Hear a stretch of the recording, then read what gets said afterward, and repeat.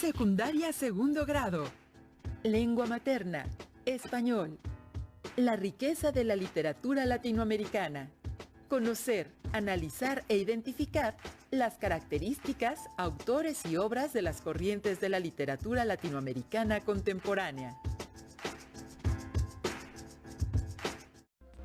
¿Qué tal, alumnas y alumnos de segundo grado de secundaria? Sean bienvenidas y bienvenidos a la programación de Aprende en Casa, una nueva forma de compartir aprendizajes y avanzar en tu proceso educativo. Como saben, ante la contingencia que vivimos actualmente en México, hemos preparado estas sesiones para que desde su casa se acerquen a los contenidos de las asignaturas y áreas del segundo grado de secundaria. Esta programación les servirá en su crecimiento personal y educativo. Además, les dará herramientas para que regresen a su escuela más fortalecidos, una vez que superemos esta emergencia sanitaria. Recuerden que también es momento de compartir todos sus aprendizajes y reforzarlos en familia. Ahora que están en casa, sus seres queridos los pueden apoyar en cada sesión, ya sea al reflexionar algún tema o realizando conjuntamente los ejercicios que aquí se les indican. Te recomendamos anotar tus dudas, lo que más te guste o llame la atención, para llevar un registro en tu carpeta de experiencias. Una vez finalizadas todas estas recomendaciones, ¡comenzamos! El tema a tratar es muy atractivo porque nos referimos a la literatura.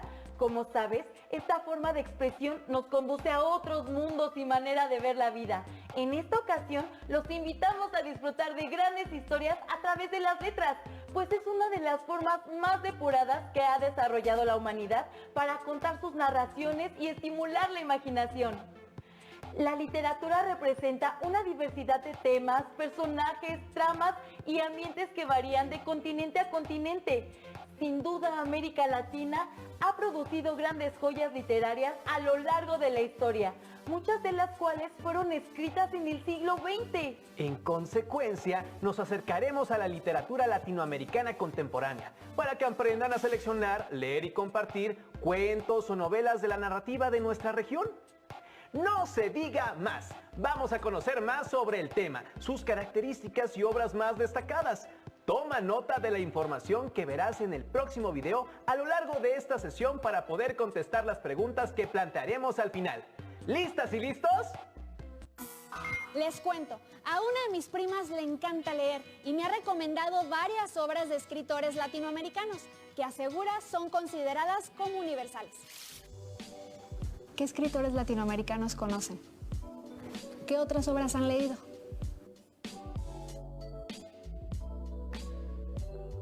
La literatura latinoamericana contemporánea abarca una gran cantidad de géneros, estilos, temas y autores. Es un mundo amplísimo.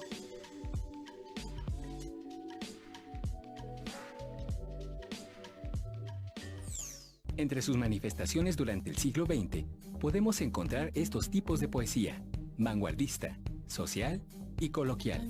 También está la novela regionalista, que tiene como tema la relación del hombre con la naturaleza, la novela de la Revolución Mexicana, la novela social indigenista o la novela de las dictaduras, todas con una temática centrada en los problemas políticos y sociales. ¿Por qué se le llama literatura latinoamericana? Porque se ha desarrollado en una misma región geográfica, que es América Latina, y contemporánea porque se ha escrito en los últimos 100 años. A inicios del siglo XX, por ejemplo, la poesía latinoamericana tuvo influencia de los movimientos vanguardistas europeos. Un autor muy importante de la poesía vanguardista latinoamericana es el peruano César Vallejo. Trilce es uno de sus poemarios más importantes. En él, el autor inventa neologismos, usa juegos de palabras, propone cambios en el uso de las letras mayúsculas y minúsculas y ordena los versos de forma lúdica para crear la idea de un mundo abierto y en movimiento, como en el siguiente poema.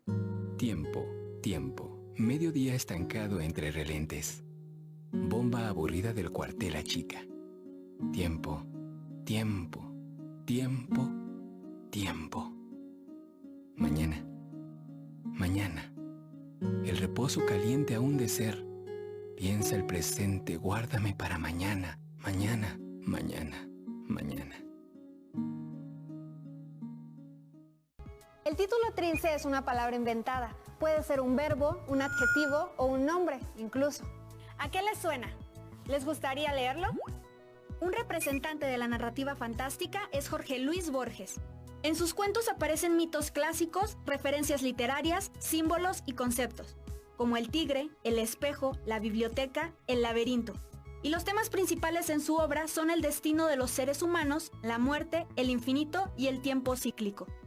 El Aleph es uno de sus cuentos más conocidos. En la parte inferior del escalón, hacia la derecha, vi una pequeña esfera atornasolada, de casi intolerable fulgor. Al principio la creí giratoria. Luego comprendí que ese movimiento era una ilusión producida por los vertiginosos espectáculos que encerraba. El diámetro del Aleph sería de 2 o 3 centímetros. Pero el espacio cósmico estaba ahí, sin disminución de tamaño. ¿Qué creen que es el Aleph? ¿De qué tratará este cuento? La década de los 60 es un momento muy importante para la novela latinoamericana. Con la palabra boom, se nombra a un grupo de novelas y escritores que tuvieron un enorme éxito comercial y gran difusión más allá de las fronteras latinoamericanas, gracias a que renovaron las técnicas narrativas y mostraron nuevos puntos de vista en las obras. Entre 1961 y 1962 aparecen, por ejemplo, La muerte de Artemio Cruz, del mexicano Carlos Fuentes, Rayuela, del argentino Julio Cortázar, y La ciudad y los perros, del peruano Vargas Llosa, quien también ganó el Premio Nobel de Literatura en 2010. Y en 1967 se publica 100 años de soledad, del colombiano Gabriel García Márquez, otro ganador del Nobel de Literatura en 1982. Así comienza la novela. Muchos años después, frente al pelotón de fusilamiento, el coronel Aureliano Buendía había de recordar aquella tarde remota en que su padre lo llevó a conocer el hielo. Macondo era entonces una aldea de 20 casas de barro y caña brava construidas a la orilla de un río de aguas diáfanas, que se precipitaban por un lecho de piedras pulidas, blancas y enormes como huevos prehistóricos.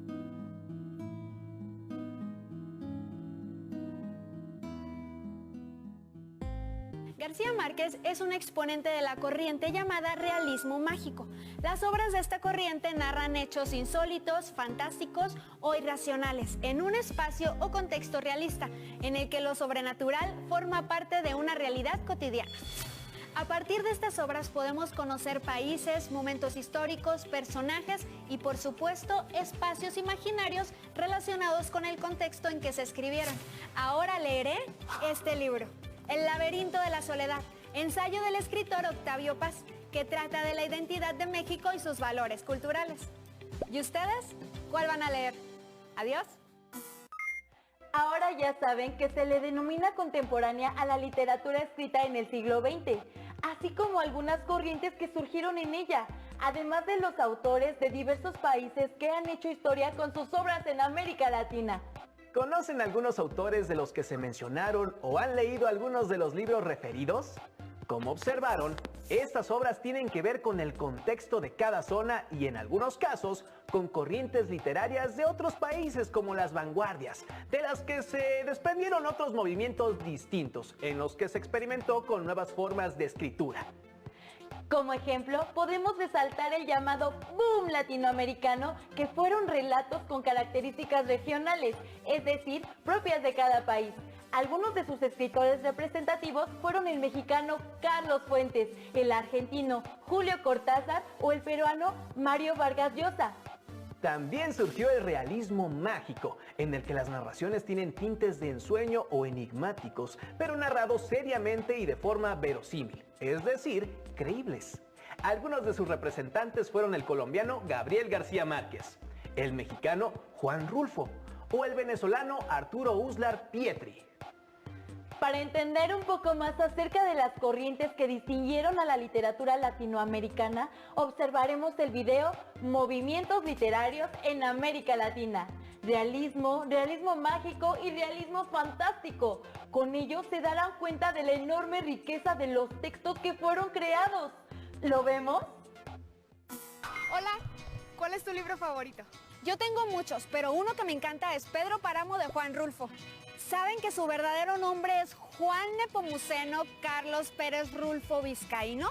De verdad, yo tampoco sabía, pero me gustó tanto la novela que decidí buscar todo sobre el autor. Además del nombre, lo que más me impresionó fue que con solo un libro de cuentos y 2 novelas, se ganó un lugar entre los más prestigiados maestros de la narrativa latinoamericana del siglo XX. Y no solo eso, también se considera uno de los principales exponentes del realismo mágico. Realismo mágico. ¿Cuáles son sus características? ¿Habrá otros movimientos literarios? Vamos a investigar. Un movimiento o corriente literaria tiene un conjunto de características formales y temáticas de acuerdo con las condiciones sociales de una determinada época. En Latinoamérica destacan 3 movimientos literarios: realismo, realismo mágico y literatura fantástica. El realismo surgió en Europa a mediados del siglo XIX y se basó en la reproducción de la realidad, abordando problemáticas de la región y época. En Latinoamérica cobró auge a principios del segundo cuarto del siglo XX y abordó los problemas sociales de las diferentes ciudades latinoamericanas con una gran sensibilidad hacia las personas vulnerables o desprotegidas. En la mayoría de las obras, este movimiento presenta un tono melancólico y desencantado. Un ejemplo de ello es la novela Doña Bárbara, del escritor venezolano Rómulo Gallegos. Esta refleja la corrupción, la injusticia y el latifundismo ocurrido en Venezuela durante esa época. Escuchen este fragmento. Insensibles al tórrido sol, los broncíneos cuerpos sudorosos, apenas cubiertos por mugrientos pantalones remangados a los muslos, alternativamente afincan en el limo del cauce largas palancas. Doña Bárbara, fragmento. La narrativa indigenista, la regionalista y la de gauchos también son consideradas de tipo realista. El realismo mágico se caracteriza por incluir elementos maravillosos en narrativas realistas de corte regional. En sus historias ocurren sucesos improbables o raros, que para los personajes son normales. Incluso para el lector, esa magia es parte de la realidad. Pero es importante destacar que nunca trata de lo sobrenatural, todo es parte de los sucesos normales y cotidianos. Entre sus principales exponentes se encuentra el escritor mexicano Juan Rulfo, con su obra Pedro Páramo. Escuchemos el siguiente fragmento. Me di cuenta que su voz estaba hecha de hebras humanas, que su boca tenía dientes y una lengua que se trababa y destrababa al hablar, y que sus ojos eran como todos los ojos de la gente que vive sobre la tierra. Pedro Páramo, fragmento. La literatura fantástica se caracteriza porque el autor juega con la realidad y la manipula a su antojo, creando problemas de hechos sobrenaturales o irreales, es decir, que no obedecen las reglas de la realidad, por lo que lo sobrenatural simplemente transgrede y se manifiesta en el mundo racional. Los elementos sobrenaturales irrumpen comúnmente en ambientes urbanos. Uno de sus exponentes es el escritor argentino Julio Cortázar, en su obra Continuidad de los Parques. Después de leer sobre el realismo mágico, entendí mejor el universo de Pedro Páramo. Si pueden, léanlo, para que sepan de lo que les hablo. Por lo pronto, yo saqué otras joyas literarias que se ven muy interesantes y que ya quiero leer. La muerte tiene permiso, de Edmundo Valadez, que pertenece al realismo. La Casa de los Espíritus, de Isabel Allende, que forma parte del realismo mágico. Y Las Ruinas Circulares, de Jorge Luis Borges, que pertenece a la literatura fantástica. Todos ellos son escritores de la narrativa latinoamericana del siglo XX. Anímense a leer estas obras, les aseguro que se van a emocionar tanto como yo. Adiós. ¿Qué les parecen los movimientos que vimos? Increíbles, ¿no?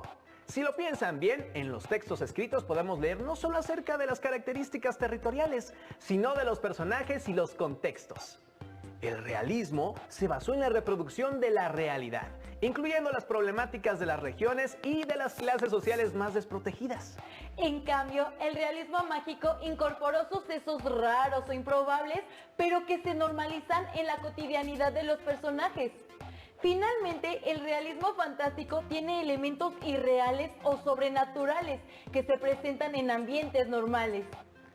¿Ya leyeron a algunos de los autores que representan estas corrientes? Entre ellos, como señalamos, se encuentra el mexicano Juan Rulfo, con su novela Pedro Páramo, que ha quedado dentro de la historia de las publicaciones más importantes, no solo de América Latina, sino del mundo. Cabe mencionar que él también escribió el libro de cuentos El Llano en Llamas. Finalmente, los invitamos a ver la pieza Las 10 narraciones más famosas de la literatura, que incluye grandes autores de América Latina y les ayudará a profundizar y a ampliar sus conocimientos. Y, ¿por qué no?, a motivarlos a leer alguno. Esta época es ideal para practicar la lectura. Vamos a ver el video.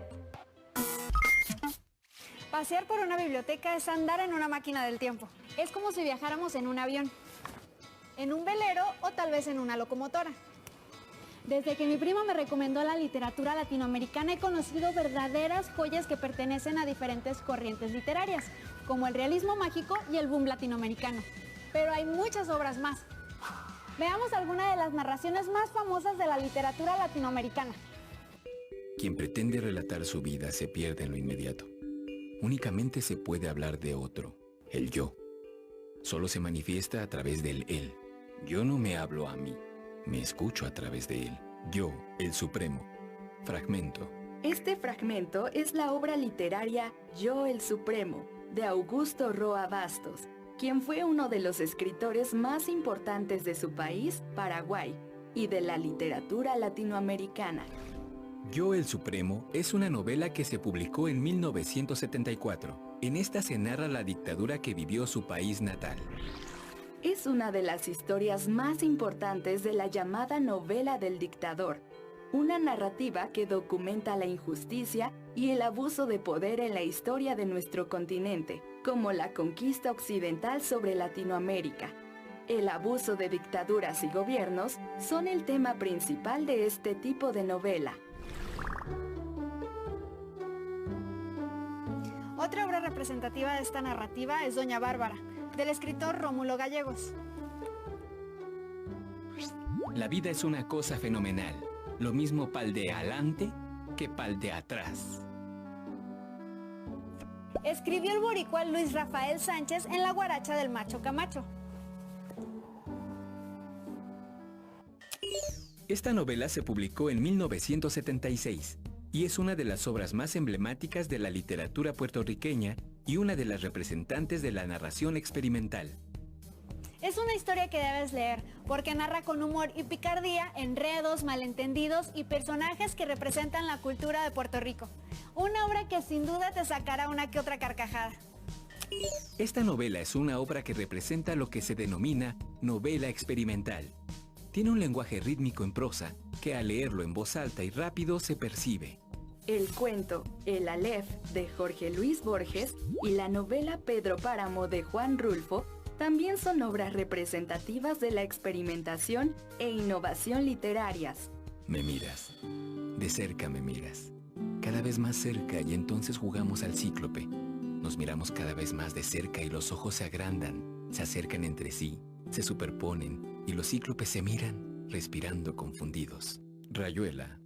Fragmento. Este es un fragmento de Rayuela, un clásico escrito por el argentino Julio Cortázar. Rayuela está formada por 155 capítulos, que en palabras del autor, pueden leerse de dos formas. Cada relato está ambientado en la ciudad de París y está rodeado de jazz, artistas y soñadores como Oliveira, un hombre sabio que siempre anda buscando algo, aunque no sepa precisamente qué. Rayuela es una obra representativa del llamado boom latinoamericano, movimiento que surgió entre los años 60 y 70 del siglo XX, y como mencionamos, difundió en toda Europa los libros de autores de nuestro continente, causando impacto y fascinación por los escritos de este lado del mundo. Otras obras representativas del boom latinoamericano son la novela La ciudad y los perros, de Mario Vargas Llosa, y la novela 100 años de soledad, de Gabriel García Márquez. ¿Qué hay detrás de la ventana? Una estrella. ¿Qué hay detrás de la ventana? Una sábana extendida. ¿Qué hay detrás de la ventana? Este pequeño fragmento se encuentra en las últimas páginas del libro Los detectives salvajes, del escritor chileno Roberto Bolaño. quien es un autor representativo del periodo modernista conocido como post-boom, movimiento que nació a finales de los años 70. Viajes por la Ciudad de México y por el desierto, amores y desencantos, encuentros con mafiosos, escritores fabulosos, personas reales e imaginarias se encuentran en estas páginas. ¿Quieres saber en qué termina? No dudes en leerla. Otra obra representativa del post-boom es la novela Junta Cadáveres, del escritor uruguayo Juan Carlos Onetti. Les va a gustar mucho cuando la lean. La literatura puede llevarnos a conocer mundos que ni siquiera imaginamos. Adéntrate en la aventura de leer. Esto fue todo por hoy. Adiós. ¿Qué les parecieron los relatos mencionados? ¿Han leído alguno? Ahora ya conocen parte de las obras de autores de Paraguay, Argentina, Perú, México, Puerto Rico o Chile. Como observaron, los autores latinoamericanos crearon todo un universo de historias y personajes inolvidables con características propias de las realidades de la época. Además, estas obras se han convertido en lectura obligada, que ya forma parte de lo que se conoce como la gran literatura universal o el canon literario, es decir, libros que son apreciados por el público en general y la crítica especializada. Para terminar, haremos un ejercicio en el que identificarán características de esta literatura. Para ello, los invitamos a revisar sus apuntes. A continuación les señalamos las actividades que deberán realizar. 1. Elabora un recuadro que contenga 3 corrientes literarias en América Latina. Escriban 3 características de cada una, un autor representativo por cada movimiento, su nacionalidad, la obra que escribió y de qué trata brevemente.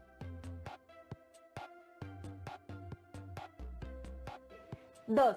Mencionen 2 autores mexicanos, una obra de cada uno y a qué corriente pertenecen. 3. Describan 5 temas que se tratan en las obras latinoamericanas. 4. ¿Qué obra les gustaría leer y por qué la leerían? 5. Por último, si tú tuvieras que escribir una novela, ¿qué corriente elegirías y por qué y de qué trataría? Escriban el ejercicio y guárdenlo en su carpeta de experiencias. Cuando regresen a clase podrán compartirlo con sus compañeros y compañeras. Nos vemos en la próxima emisión de Aprende en Casa. ¡Hasta luego!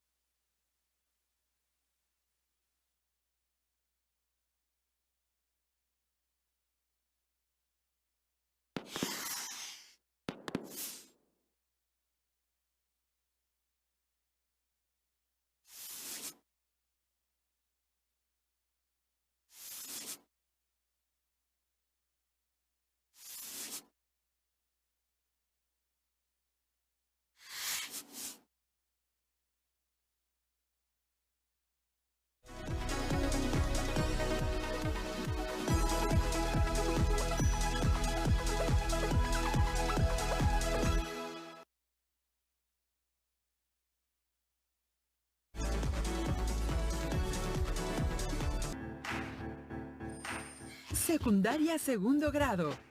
Matemáticas. Unidades de medida. Que los alumnos y las alumnas conozcan o profundicen las unidades del sistema inglés y establezcan una relación con las unidades que ellas y ellos emplean. ¿Cómo están? Qué bueno que nos encontramos una vez más en Aprende en Casa. En esta ocasión, de matemáticas de segundo grado de secundaria. Esperamos que en sus casas se encuentren muy bien y juntos y juntas podamos avanzar con estas clases a distancia. Recuerden que es muy importante que tengan mucha disciplina para estudiar por este medio. Esta es una gran oportunidad para que aprendan de formas distintas a las que ya conocen. Así que los y las invitamos a aprovecharla.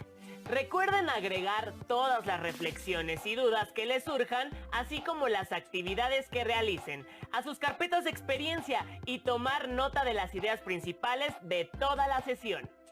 En esta sesión queremos partir del siguiente problema. Fíjense que el otro día algunos familiares me platicaron que viajaron 2.790 millas en carretera. Y yo me pregunté, ¿qué es una milla? ¿Y cuál unidad de medida que yo conozca equivale? Seguramente ustedes también se lo preguntarán. Así que para saberlo, los y las invitamos a ver el siguiente video. La idea es que más adelante logren resolver problemas que implican conversiones entre unidades de medida que se usan en otros lugares y las que conocen y utilizan de manera cotidiana. Actualmente existen dos sistemas predominantes de medición, el llamado sistema inglés y el mejor conocido como Sistema Internacional de Unidades, que es más reciente. Veamos un ejemplo del uso del sistema inglés. Tengo unos amigos que están de visita en Estados Unidos y van a viajar de Nueva York a Los Ángeles. La distancia en línea recta entre estas dos ciudades es de 2.444 millas.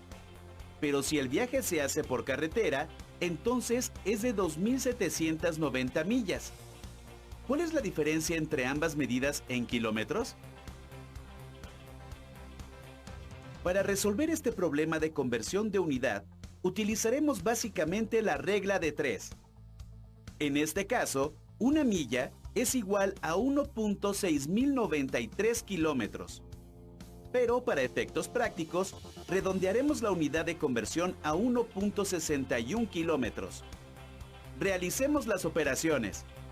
2.444 por 1.61 entre 1. De esta manera, tenemos que la distancia en línea recta entre Nueva York y Los Ángeles es, ya redondeada la cantidad, de 3.934 kilómetros.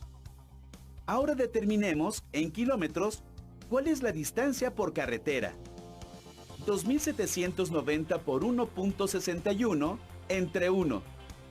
Ya sabemos que 2.790 millas son 4.491 kilómetros. Una vez que se trunca esta última cantidad y se expresa solo con números enteros. Entonces, la diferencia entre estas ciudades en línea recta y por carretera es de 557 kilómetros. Pero sigamos con las conversiones. La distancia que hay entre el Sol y Plutón es aproximadamente de 5.910 millones de kilómetros. ¿A cuántas millas está Plutón del Sol? En este caso, un kilómetro equivale a 0.621 millas.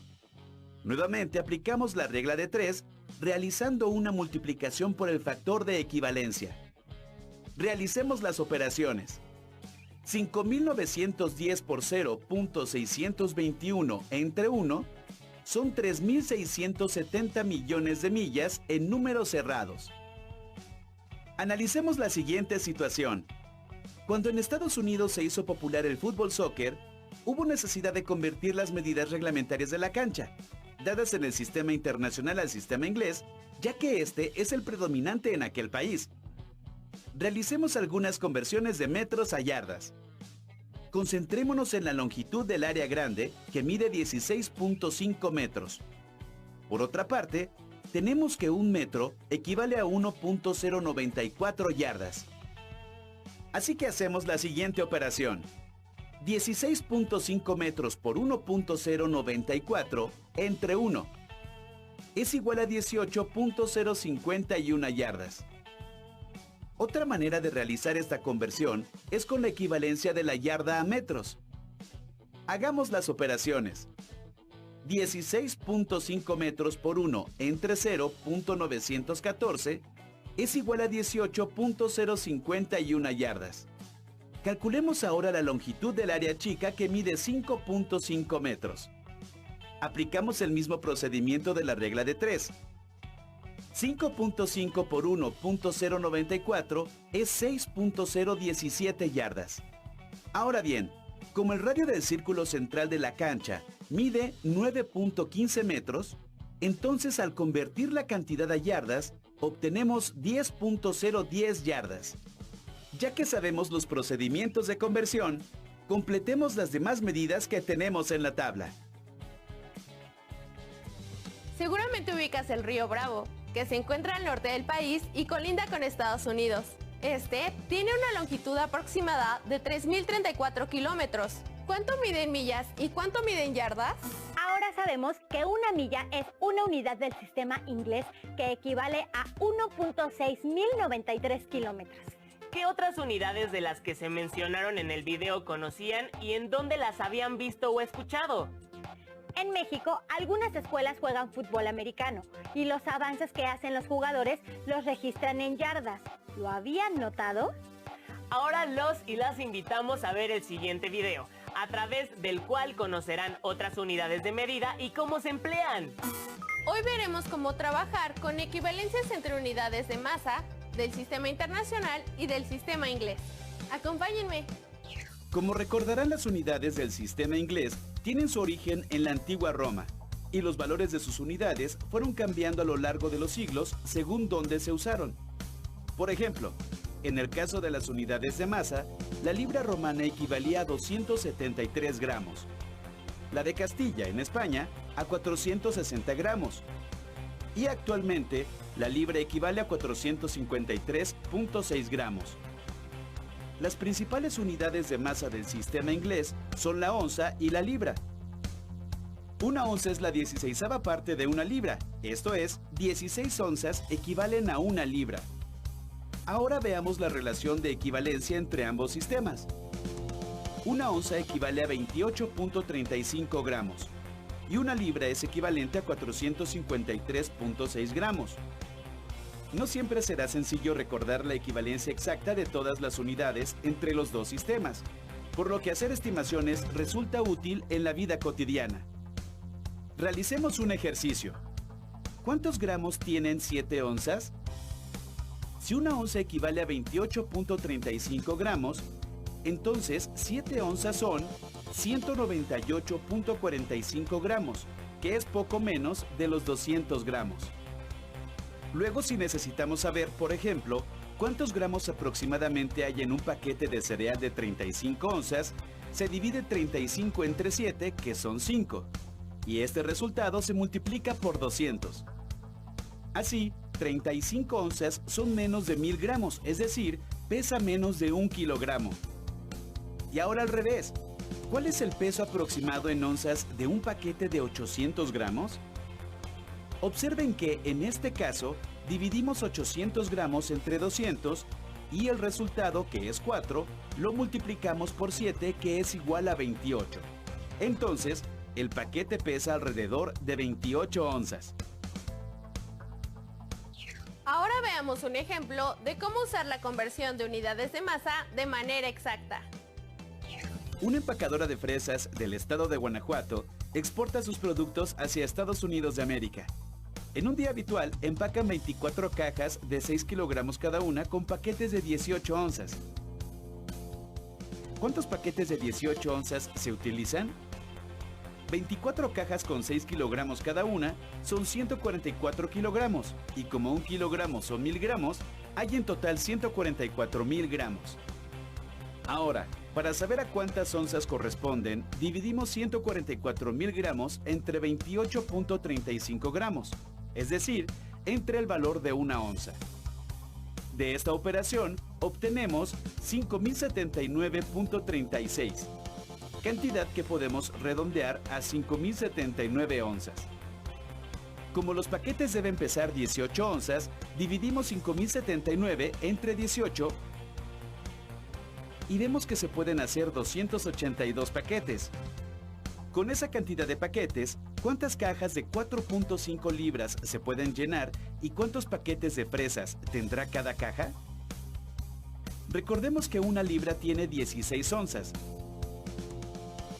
Entonces, en cada caja caben 72 onzas.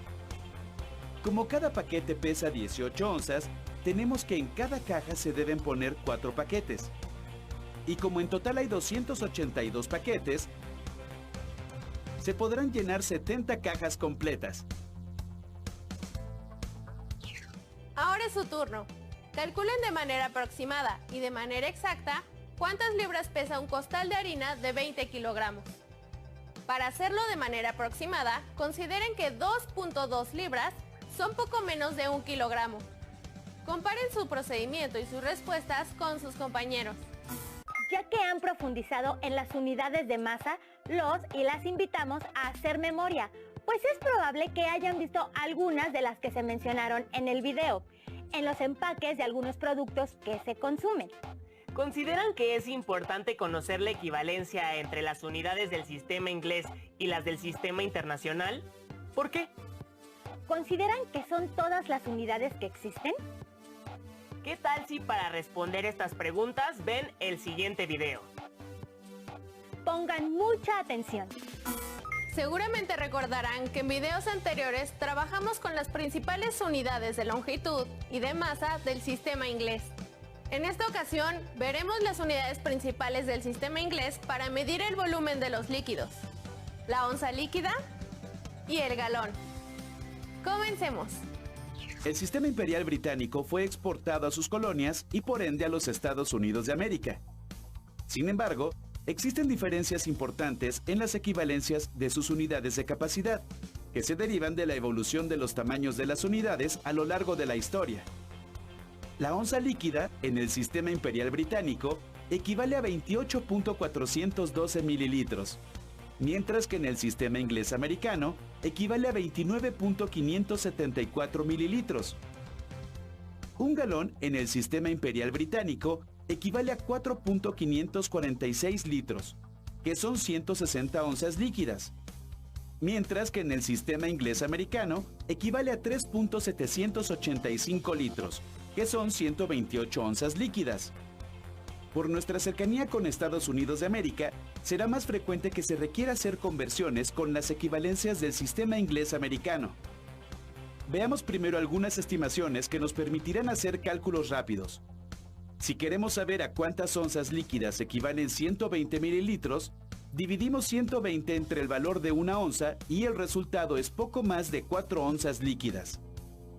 Entonces podemos considerar que 120 mililitros son aproximadamente 4 onzas líquidas y para expresarlo utilizamos el símbolo. Ahora calculemos de manera aproximada cuántas onzas tiene un envase de 1 litro de capacidad. Como 1 litro equivale a 1000 mililitros y 120 por 8 es igual a 960, entonces en 1 litro caben 8 veces 120 mililitros. Pero habíamos visto que 120 mililitros son aproximadamente 4 onzas líquidas. Entonces podemos decir que 1 litro son aproximadamente 32 onzas líquidas.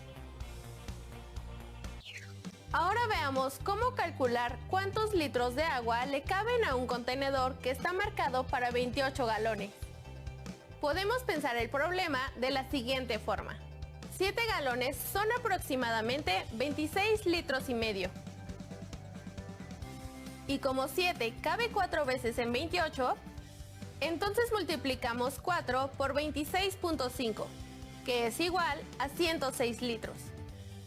Es decir, 28 galones son aproximadamente 106 litros.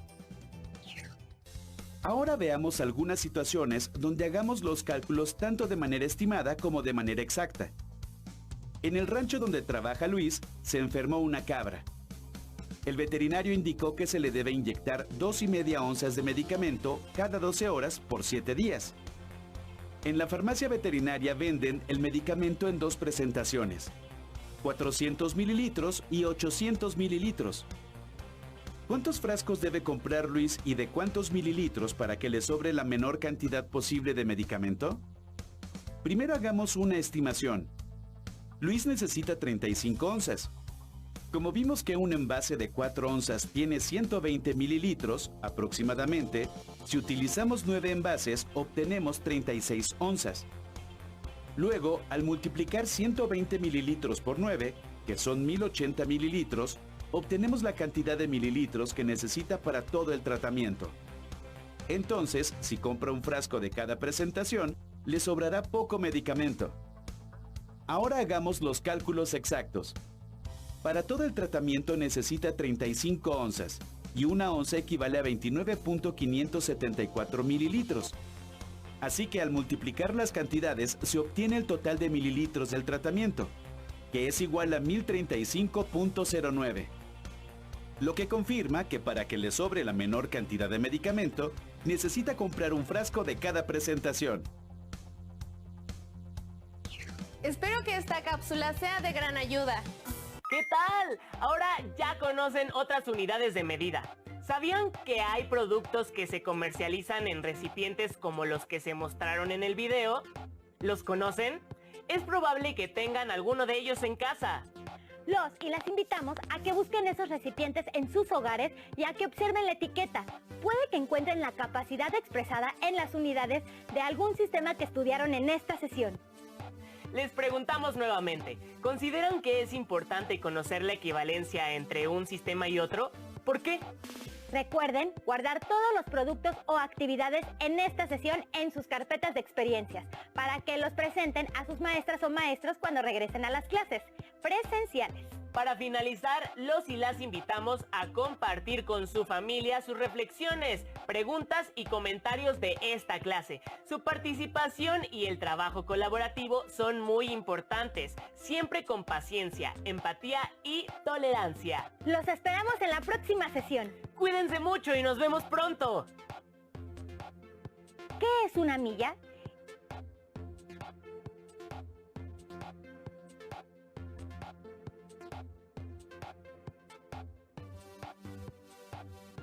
¿Cuál unidad de medida que yo conozca equivale?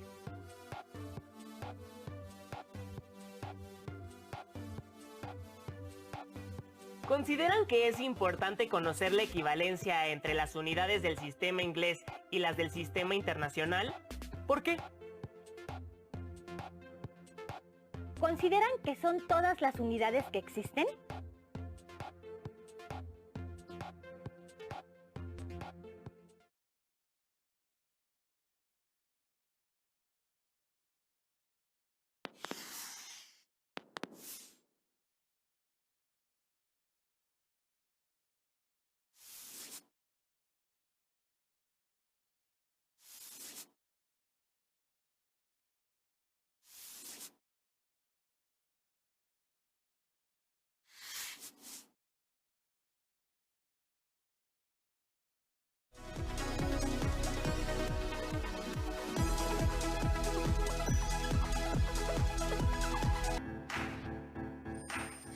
Secundaria segundo grado. Formación cívica y ética. Aprender a convivir mejor. Valora la cultura de paz y en ella sustenta sus acciones y juicios sobre las relaciones entre las personas, grupos, pueblos y naciones. Hola amigos y amigas de la asignatura de Formación Cívica y Ética de segundo grado de secundaria. Bienvenidos a Aprende en Casa. ¿Qué tal? Antes de comenzar la sesión, queremos recordarles que es importante que colaboremos y permanezcamos en casa para ayudar a resolver la contingencia que se vive en nuestro país. Sabemos que extrañan a sus maestros y compañeros de escuela, pero les pedimos que tengan paciencia y traten de aprovechar este tiempo en sus hogares para convivir con su familia y reforzar su aprendizaje. En esta ocasión abordaremos uno de los temas más interesantes de la asignatura de Formación Cívica y Ética. Nos referimos a practicar formas de convivencia acordes con una cultura de paz.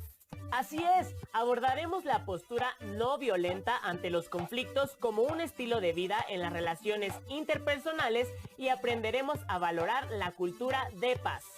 La cultura de paz, según la definición de la Organización de las Naciones Unidas, consiste en una serie de valores, actitudes y comportamientos que rechazan la violencia y previenen los conflictos, que tratan de atacar sus causas para solucionar los problemas mediante el diálogo y la negociación entre las personas, los grupos y las naciones.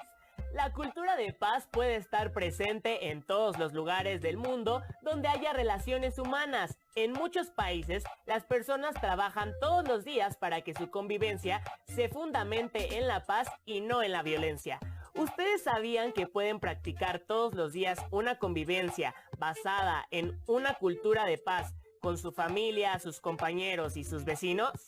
Observen en el siguiente video cuáles son las acciones que realizan algunos adolescentes para convivir mejor. A lo largo de nuestra vida aprendemos muchas cosas que nos ayudan a desarrollarnos como personas y enfrentar los retos de cada momento. La formación cívica y ética es una oportunidad más para lograr estos aprendizajes. Veamos por qué. En la actualidad, los jóvenes nos enfrentamos todos los días a situaciones que representan un reto. Aprender a enfrentarlas nos hace crecer como personas y mejorar la convivencia. De hecho, cada etapa en la historia de la humanidad ha planteado retos particulares que tienen que ver con diversos problemas sociales. Por ejemplo, convivir con otros respetando las diferencias es uno de los retos que los seres humanos hemos tenido desde siempre. Hoy se reconoce cada vez más la necesidad de proteger y respetar la diversidad de pensamiento, de preferencias sexuales y de creencias religiosas. Pero, ¿cómo hacemos para convivir siendo personas distintas y con gustos particulares? Otro de los retos de la actualidad es que los ciudadanos participen, se involucren y colaboren en la solución de problemas de la comunidad. Pero, ¿cómo hacer para participar y decidir entre todos?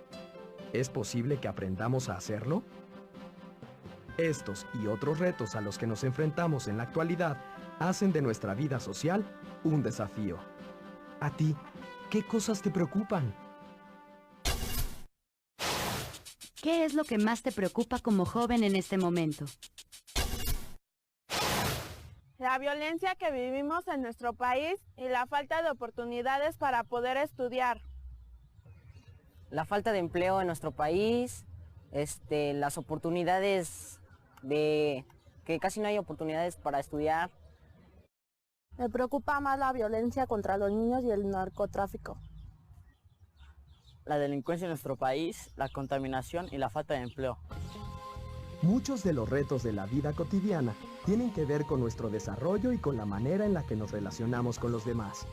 Algunos de los grandes retos de estos tiempos son: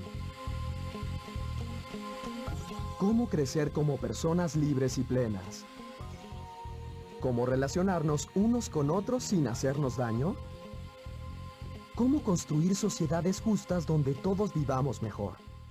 Para enfrentar estos retos es necesario relacionarnos con quienes nos rodean. De una manera distinta, novedosa, aprender a guiar nuestras acciones y buscar maneras creativas para resolver problemas. Por ejemplo, si te encuentras en una situación en la que tienes que elegir lo correcto, ¿qué haces? ¿Eliges lo correcto de acuerdo a tus valores y principios o de acuerdo a algún beneficio personal?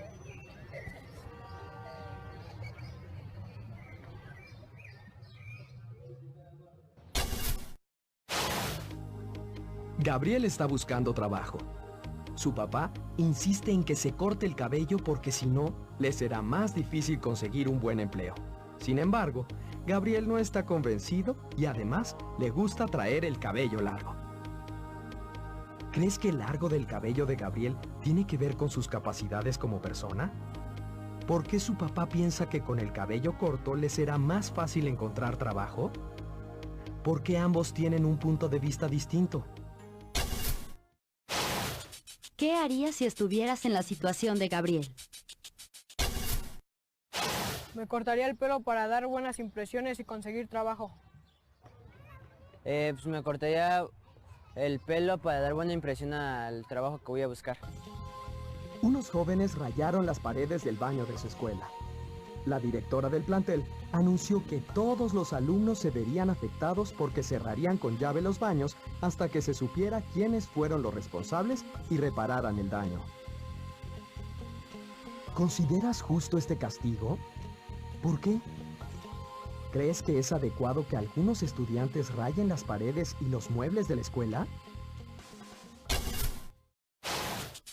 ¿Qué harías si supieras quiénes son los responsables?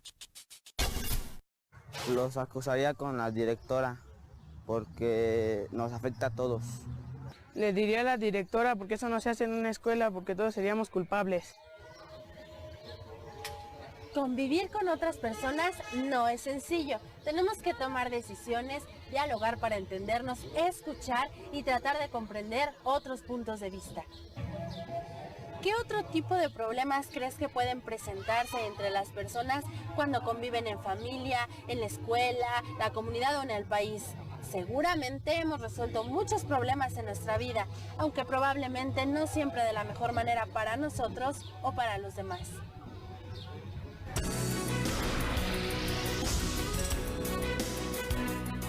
¿Sabías que formación cívica y ética es una asignatura que te permitirá construir aprendizajes relacionados con tu vida diaria, con situaciones cotidianas y con decisiones que son muy importantes en tu presente y en tu futuro? A lo largo del curso comentarás con tus compañeros temas que tienen que ver con tu desarrollo como persona y con la convivencia y la mejora de nuestra sociedad. También reflexionarás y te informarás acerca de tus derechos y los derechos de quienes te rodean. Reconocerás también aquellas leyes y normas que necesitamos para vivir juntos. ¿A ti? ¿Qué te gustaría aprender en esta materia que consideres útil para tu vida? Me gustaría aprender los valores para ser una mejor persona y servir a la sociedad. Aprender a convivir con los demás y aprender a trabajar en grupo. A mí me gustaría ser honesto con las personas y que las personas fueran honestas conmigo. A mí me gustaría comunicarme con la demás gente porque para mí es muy importante. La formación cívica y ética tiene que ver con 3 grandes aprendizajes. Aprender a ser, es decir, a conocerte y reconocerte, a elegir lo que consideras correcto, definir quién eres y cómo quieres ser. Aprender a convivir y a crecer con otros. Y aprender a conocer e informarte acerca de tus derechos, formas de vida de otras personas, maneras de arreglar conflictos, leyes de tu país y del mundo, y muchas otras ideas para tu vida en sociedad. Nadie nace sabiendo cómo convivir, qué derechos tiene o cómo tomar decisiones pensando en el bien común y en nuestra sociedad. Esto lo aprendemos con la ayuda de otros, a través de la experiencia y las relaciones que establecemos. La formación cívica y ética trata de eso, de reflexionar acerca de lo que pensamos y hacemos, de aprender juntos, compartir experiencias y buscar formas para solucionar problemas de la convivencia. En el video pudieron ver que uno de los grandes desafíos que tenemos al convivir con otras personas es aprender a respetar sus diferencias mediante formas creativas que fortalezcan las relaciones de convivencia pacíficas. En el video vieron que Gabriel y su papá tenían diferencia de opinión respecto a cómo debía presentarse Gabriel en un posible trabajo. ¿Cómo creen que Gabriel y su papá podrían resolver sus diferencias de opinión de manera pacífica? También es importante que las relaciones de convivencia se fundamenten en valores y principios que promuevan relaciones justas y pacíficas para todos y todas, acordes con el respeto a los derechos humanos. Las situaciones de vida que hemos visto en esta sesión ayudan a reflexionar acerca de cómo pueden tomar las mejores decisiones para convivir mejor y relacionarse con su familia y sus compañeros en un ambiente libre de violencia que favorece la convivencia pacífica. Para tener relaciones de convivencia justas y pacíficas, es importante que reflexionen acerca de las habilidades que necesitan desarrollar para lograrlo, como la empatía. ¿Alguna vez han sentido que aflora en ustedes un sentimiento de identificación con alguien y que están dispuestos a comprender sus necesidades para lograr entenderse con él o ella? A esa disposición se le llama empatía. A continuación te presentamos un video acerca de esta habilidad. ¿Alguna vez has tratado de pensar o sentir lo que otras personas están viviendo? Por ejemplo, cuando una persona sufre un accidente, yo me imagino qué ha de pensar y qué ha de sentir. Ejemplo, cuando una persona la asaltan, me pregunto qué sentirá o qué pensará. La empatía permite que las personas logren entenderse, se comprendan y se respeten entre sí. Ser empáticos o sentir empatía nos lleva a entender las necesidades y los sentimientos de los demás, y por tanto, contribuye al entendimiento y a la solidaridad. Además, nos ayuda a conocernos y descubrir que compartimos sentimientos y puntos de vista que otros viven. Según el Diccionario de la Lengua Española, la empatía se refiere a la capacidad de las personas para pensar y sentir lo que otros están viviendo. Nos encontramos con Leticia Landeros, autora de Materiales Educativos, quien nos hablará un poco más sobre lo que es la empatía. Leticia, ¿por qué es importante pensar en los otros y ponernos en su lugar? Ponernos en el lugar de las otras personas es lo que nos permite interpretar y comprender el punto de vista de otra persona, no solamente el nuestro. Es lo que nos ayuda a reconocer que en el mundo existen otras personas y que esas otras personas tienen necesidades, tienen sentimientos, tienen una manera de ver el mundo que es distinta a la nuestra o que a lo mejor se puede parecer, pero que es otra manera. Por eso es muy importante la empatía y en general ponernos en el lugar de la otra persona, porque solo mediante esta capacidad podemos darnos cuenta, por ejemplo, que alguien está triste, que está contento, que está sufriendo o que está necesitando ayuda. Y esto es lo que abre la posibilidad para la solidaridad o para la cooperación. Entonces, también puedes imaginarte que si piensas en los demás, en lo que estén sintiendo, también puedes anticipar qué consecuencias tienen tus actos en las otras personas. Eso que decides o que haces, cómo afecta a esa otra persona, qué piensa al respecto, qué necesita. Y entonces tomarlo en cuenta y no solo lo que tú piensas. Por eso la empatía es una condición muy importante para la convivencia solidaria y respetuosa. Muchas gracias, Leti. Muchas gracias a ti, Bruno. Y bueno, amigos, continuemos con esto.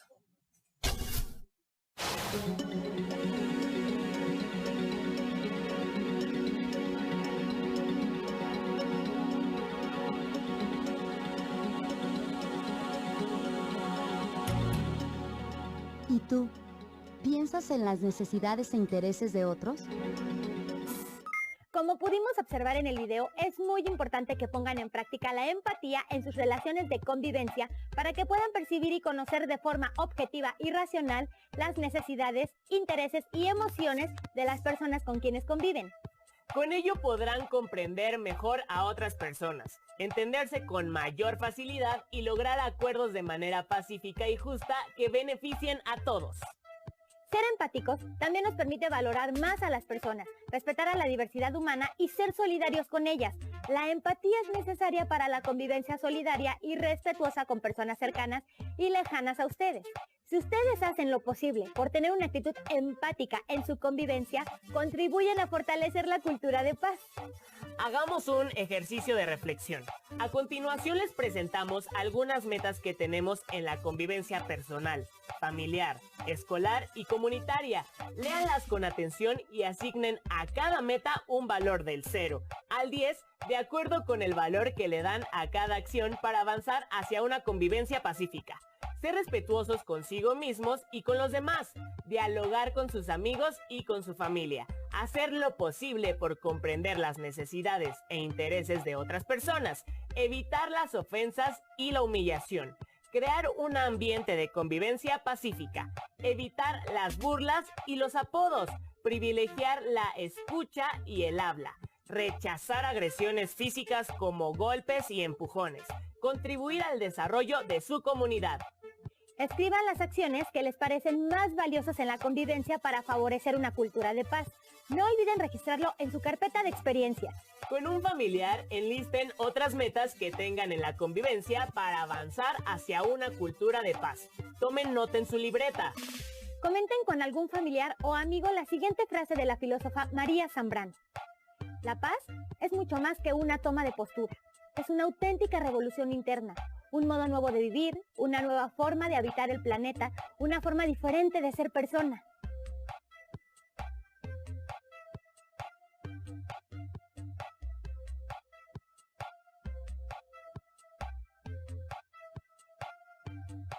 Escriban la interpretación que le dan a la frase de María Zambrano.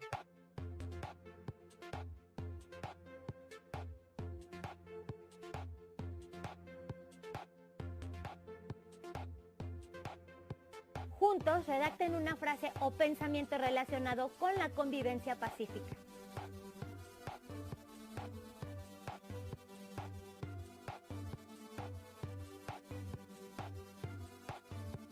No olviden anotar las ideas principales de esta lección e integrarlas a su carpeta de experiencias.